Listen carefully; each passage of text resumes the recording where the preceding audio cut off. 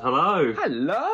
And welcome to Instant Finish. Where we give our instant reaction after listening to a latest Big Finish release. Completely instant. We've just finished listening to 3 hours of The Last Day, starring Sylvester McCoy. Which is billed as a Special celebration of the Seventh Doctor's time, a victory lap featuring all of his past companions and acquaintances, and they're all there villains. on the cover. Everybody's there. You've got Kane, you've got Ace, you've got Hex, you've got the lady from the Third Doctor Adventures, because of course she Lysandra. reigned over the Seventh Doctor's time, so we have to have that Lysandra. lady from the Third Doctor Adventures. I forget the other one. Sally Morgan's. All of that lot. Yeah. Consider the cover a warning. Okay. I mean, it's got everybody in it. You don't need to do any research on anything to understand this release. So first says off, Matt Fitton in Doctor Who magazine. No, said you don't need to listen to anything for it. Don't ignore it. It's what Big Finish do with all their marketing and their big adverts in Doctor Who magazine that say, great jumping on point, you can listen to this and celebrate. You can't. You need to listen to a lot of other Big Finishes. You need to be a Big Finish fan and to have listened to a lot of the Seventh Doctor audios to go into this. Do not pick this up. Some of these characters was 10 years ago. Do not pick this up as a first try of the Seventh Doctor. Can I It just will say- not work. He goes, you don't need to do any research on this. However, should you desire, and then lists a paragraph of stories and box sets to buy to give you the information. Do you know, I've got a friend that had to put together a spreadsheet over an hour or so just to figure out who all these fucking characters were. So this first box set, 6 episodes, 6 half-an-hour episodes, so that's 3 hours. The 3 first... hours. That's for half. So the 3 hours Okay. for half. So the first 2 episodes is just Ace visiting all of these past characters randomly, trying to get them all together. It's the first 2 episodes. wait. It's the first hour. Excuse me. She does not go to visit these characters because for some reason they've all lost their memory. So none of them are the characters that you know from the old series. I think that's what he means. But the problem with that is then this is not a celebration of those characters in this era. This is a fucking excuse to bring in these actors and have them work with Sylvester McCoy again. However, in the first 2 episodes, Sylvester McCoy features in precisely 3 minutes of material he's not in in an it. hour. If you're in this for Sylvester McCoy, he's not in it very much. What the fuck?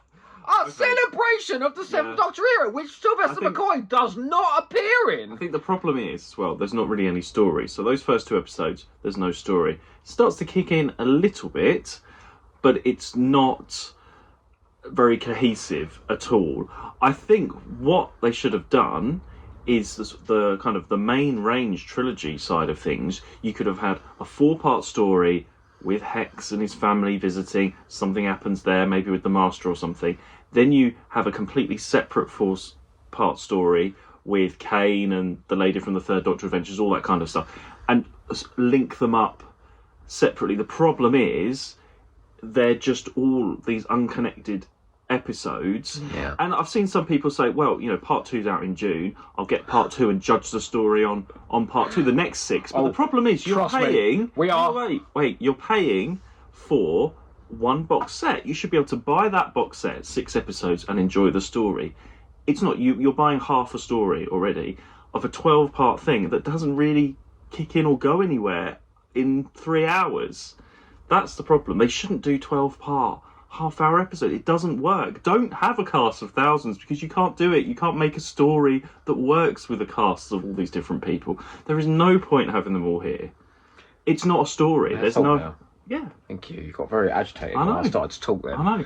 Well, I looked up the dictionary definition of the word epic because epic is the word that was used to describe by Matt Fitton and Guy Adams and people like this in Doctor Who But there's magazine. always epic. Epic means, in the dictionary definition term, sort of legendary, heroic, and ambitious. And this is none of those things whatsoever. Epic to Big Finish means let's dial up a load of numbers and call in as many actors as we can, shove them all in the story, and that's going to make it feel big. But it doesn't feel big. It just feels messy and scattered. And you're right, the structure of this does not work, because then we leave characters in episode 2 that we don't return to until episode 6. So come episode 6, you're like, where the fuck did we leave them in episode 2? Then you suddenly catch up with Mel and Benny in episode 4, and then they're not in again for 2 episodes, and it's just so messy. It's too much. They're so trying messy. to eke it out. It's just so much padding because they can't think of story Yeah. to get 3 hours. This could have been a nice hour-long story with getting could do some it of in an those hour, things, setting it easy. up, setting everything up. And there are, there's 2 aces, there's all this, some Gallifrey stuff, and there's a bit of everything. Well, obviously, there's everything in there. Put it into 1 hour, edit it down, and don't do 12. It's indulgent. Do these 12 It's episodes, so wherever this indulgent. is going. 1 box set would be enough. No, Maybe stretch it to 3 hours over. I don't know what's going to happen next. 19 minutes would be enough. Like this, what we heard would be a good hour story. Where they get to at the end of know. episode 6, where they jump into they could easily have got there at the end of the first half hour. Easily, which means you've got 5 episodes, 2.5 hours of padding there. Yeah, it's And so much the padding. trouble with it, and this happens again and again with Matt Fitton script edited and scripted stories, the threat is utterly ill-defined. I have no clue what the threat is. I don't know why there's 2 Sylvester McCoys and Sophie Alders running around the place. I don't know why Sylvester McCoy's turned to the dark side. I do not know what is going on. All I know is lots of people are running around, lots of people are meeting, and then we're going to the next episode and we're doing it again and again and again. Which again would be interesting, but we've just had Once and Future. We've had all these. We have all this every box set. We have this It already. doesn't work. It doesn't. It's not really a doesn't story. work. It's There not a story. is not a narrative here. Yeah. It is just lots of people meeting, going, "Oh my god, the universe is in terrible danger," and then a new lot of people meeting. People occasionally dying, and because these are alternative versions of the characters that we know, when those characters die, and 3 people died in this first set, 3, 2, 3 people died in this first set. And I think those are supposed to be incredibly moving, powerful, dramatic moments. We don't give a shit about those people. We know those people are going to be reset at the end and everything's going to go back to normal. Otherwise, Big Finish is saying that the whole timeline before, all those stories we saw in those people before, is irrelevant. So again, it's no kind of a celebration. It's baffling. It's such a... Creatively, it's so baffling. I think maybe it might appeal to you if you've not. Well, no, well, it wouldn't. It wouldn't make sense to you, but it might appeal to you to buy if you haven't heard a lot of Big Finish I before don't or any think other story. so. Or maybe you're a new fan and you're like, oh, I love Sylvester McCoy. I'm going to pick this up. You might like hearing some of these people. You're not going to know who half of them are.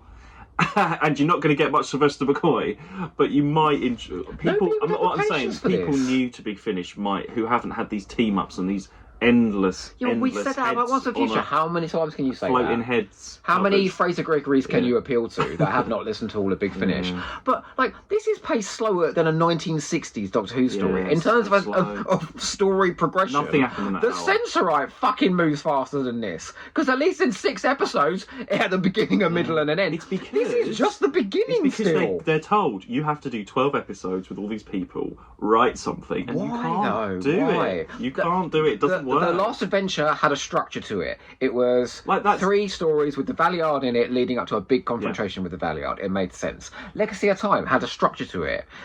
Once and Future kind of had a structure to Even it Once because and Future it had a was bit of leading up to an end. It was sort of baton passing. This feels like it's got no structure at all. And the last fucking line, what a nerve. Sylvester McCoy goes, "Oh, it's going to get a lot worse." Oh, I thought, wow. it can't possibly get any worse than this. I was scrolling by the end of the last 2 episodes. I was just scrolling from my phone, listening to this noise going in my ear, utterly unengaged with the whole thing. I don't think the actors didn't can have- really say anything because they're probably just given the odd line and all recording separately and everything, so they probably don't know Yeah. what's going on and can't really criticise. Yeah, you've got You know? brilliant actors in it, like You've got Jeffrey great people. Beavers, Edward Yeah, Peel, yeah. even Stuart Milligan, who's very funny He's as great. Garundel. He's the best thing in it, I think, because he's the one character that actually makes you laugh.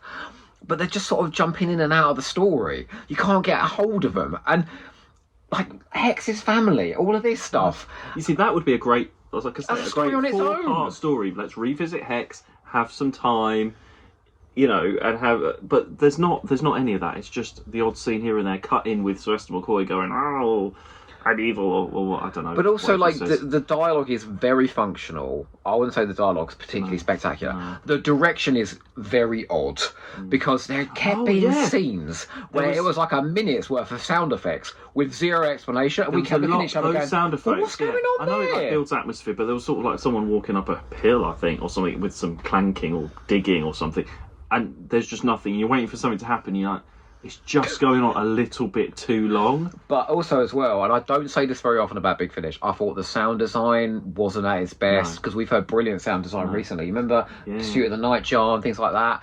And the music by Joe Kramer, the music was both quite atmospheric in places and utterly sort of wallpaper, like some of the music for Big Finish. So yeah, you're right, it feels a bit amateurish in every respect, which is odd for a celebration of Sylvester McCoy's time.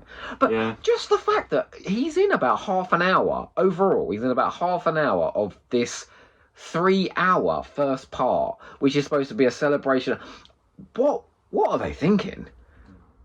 And Paul McCoy, he started reading again because he's trying to say these lines. There's one point where he's running after some fluffy animal on Gallifrey going, yeah, give me a hug. What is going on? I do not understand what is going on. And then the next minute he's going, execute them all. That's why we murder them all. Definitely a line where he went from one page to the other because the inflection was completely wrong. There was one word at the end, and you could see he then carried on the sentence. Can I implore Big Finish? I'll go for it. You know what? You really like Zagreus. I really like Legacy of Time. But we're not averse to these anniversary stories. Had a thrust and a story, and a point, and something that happened. You know what someone called this on Gallifrey Brace? McGreus. Zagreus had a point. You were following a character of Charlie going through these different scenarios. You had Charlie, and you had a point, and you had a threat, and you knew what the problem was. This is just... Because Ace is behaving in so many bizarre ways, she's not anchoring the story. And also, Sophie Aldred, as the president, this evil president of the Earth, is doing her all-time most middle-class accent, but she is also talking with her syllables like this in a very strange way, which makes me think she's an even worse actor than I already thought. You can... If you had the CD of this, you could shuffle the tracks and it would make exactly the same sense. It doesn't matter what order. You could listen to the last episode. You could listen to just the last episode and you would still get the pertinent plot points. Yeah. Because basically that's where it kind of starts cohering and that's where it's going off in another direction. I still think it's weird that Third Doctor lady's there. I think if they had the rights to the Rani, they would put the Rani there instead of that random Third Doctor lady. But, honestly, which we're all supposed to know. I was really looking forward to my day off this week and I've just spent 3 hours listening to this. Well, we've got part 2 in June. We'll obviously remember all of these important plot points then. And, we've got to get the second half now. We've paid for the first half. And you can't just buy the first half on its own because it doesn't make any sense. I spent Christmas money, Big Finish gift card on this. Oh, dear. Look, thank you for all your efforts, but it's no good. Let's hopefully, because this was planned a few years ago, hopefully... the old stuff, there's new stuff coming in, and this is just the dregs of the past that they still have to release, that they've recorded in advance. The new stuff is coming that's a bit more thought through, and there's different producers coming in. But the weird thing is the idea of the Seventh Doctor sort of abusing the power. He's like the god, the master millionaire. The Seventh Doctor abusing the power, and then Ace gathering together all these villains to try and defeat him. That's an enticing idea. How could you possibly fuck that up this much and make it this boring? It says to me that the people involved in this are creatively exhausted. That enticing premise is this dull. And I said to you, at least with the Sixth Doctor, our favourite is Jacqueline Rayner in charge of those box sets, so we know that there's something good happening those there. Sets, whatever you think of those purity sets, they were about something. They had a message, and they had drama to them, and they had proper, decent characters in them. Celebration ones were quite, 40, brilliant. weren't too bad. Oh, that was great. Yeah. That was really great. But this is just Please stop doing these. Russell T Davies, I know you're back in charge of Doctor Who now. Please exercise some control, please. And stop these weird swapping out of all characters and just get them to focus on telling a good story. We want this to be the last day of floating heads on a cover, please, of all these random characters. Let that be the last day. But don't forget, everybody, the worst is still to come. See you for that. And don't forget to instantly finish. Finish!